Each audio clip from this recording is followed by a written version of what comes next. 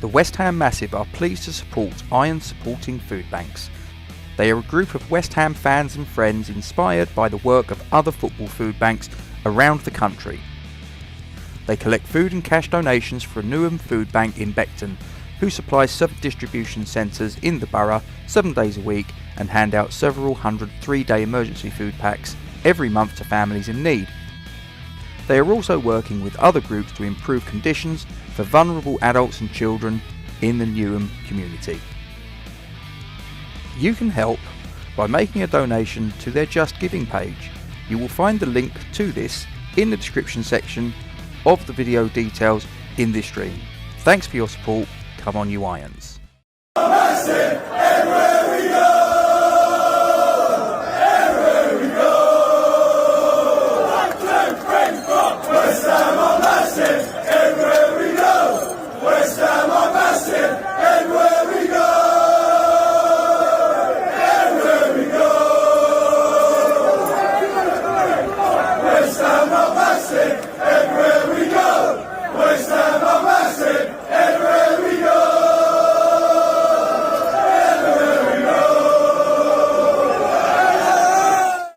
Hi, welcome to the West Ham Massive. Thanks for joining me. Please don't forget to drop a like on this stream, subscribe to our YouTube channel if you haven't done so already, and make sure you hit the notification bell and click all to receive all alerts on any new content that we add to the channel.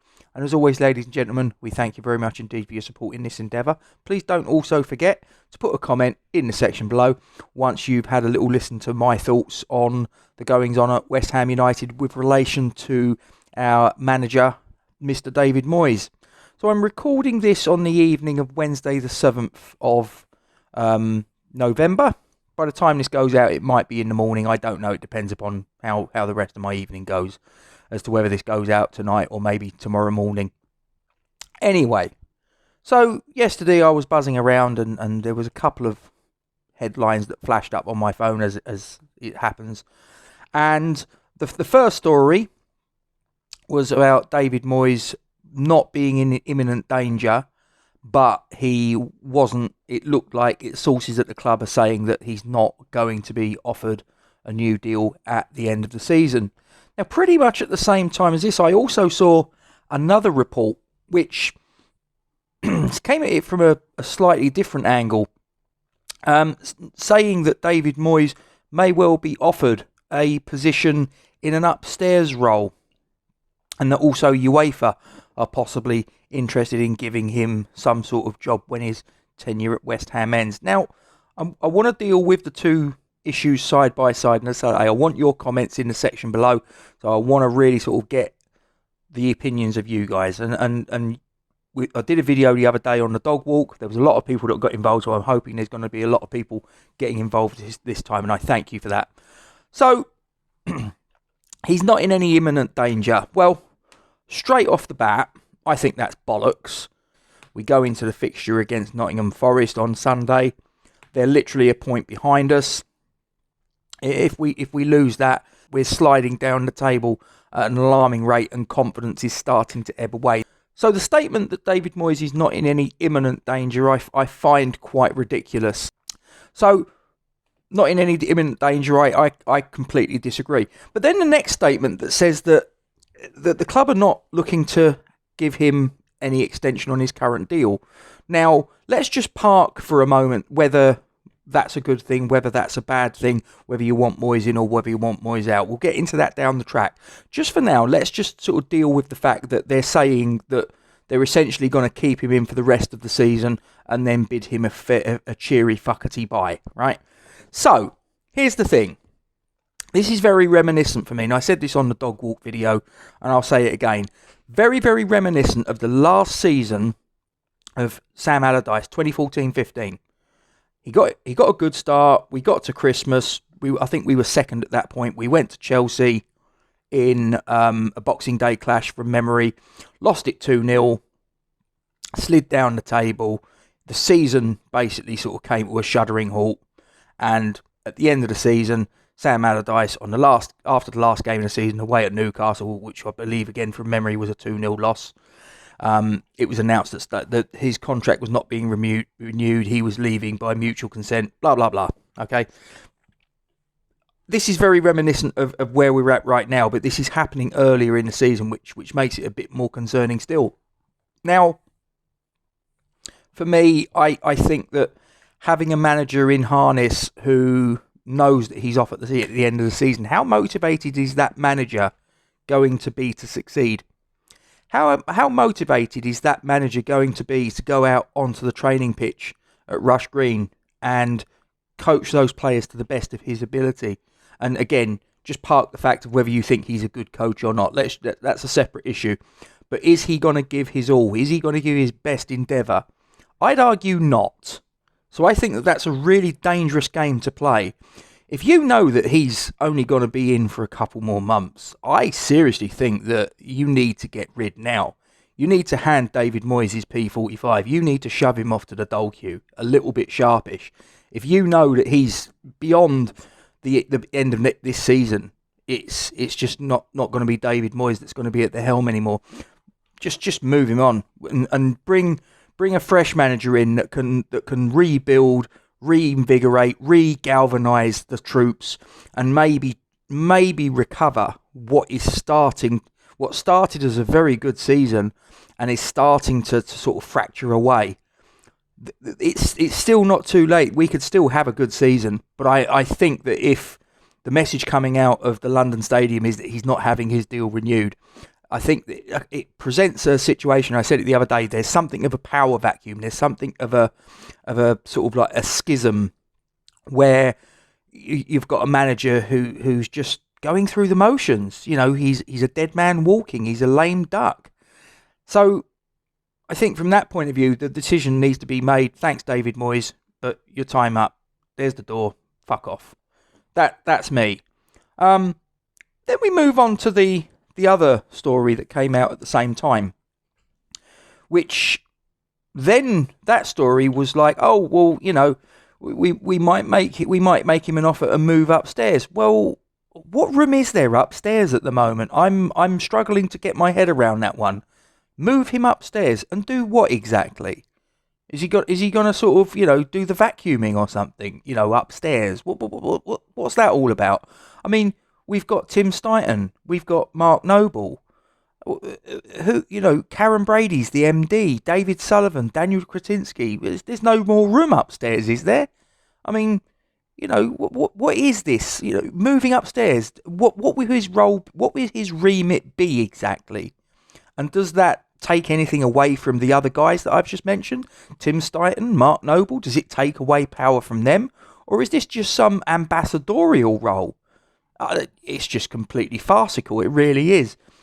Now, the other day when I was on the dog walk, I made the point that at that point I was looking to wait until the result of the Nottingham Forest game. And although I was leaning towards Moyes out, I probably wasn't on that particular bus at this precise moment in time, but I was moving towards it. In light of this, I got to be honest, this has now pushed me firmly onto the Moyes out camp. And it is with regret, because this is a guy that has come in, and as far as results are concerned, he's our best Premier League manager. He's won us our first trophy in 43 years. Those are indisputable facts. That is statistics. But what is also a fact is that for the last 2 years, our football has been dog shit. Yeah? Since, I think it was the game against Liverpool, it might have been the game against Chelsea at London Stadium 2 seasons ago. It was in the run-up towards Christmas. I believe it was the Liverpool game. And our form up to that point was absolutely exceptional. And then we hit that point, and from that point on, if you look at our league form, from that point to this, our league form for the last 2 years has been somewhere between not very good and fucking diabolical. And I put that all on the manager, because these are his players, it's his coaches, it's his tactics that are being employed, his use of substitutions, or not in a lot of cases, that are the reason why we're getting the results we're getting, or not getting the results that we should be getting, more to the point. So I think now the time has come, with regret, that David Moyes needs to be shoved out the door.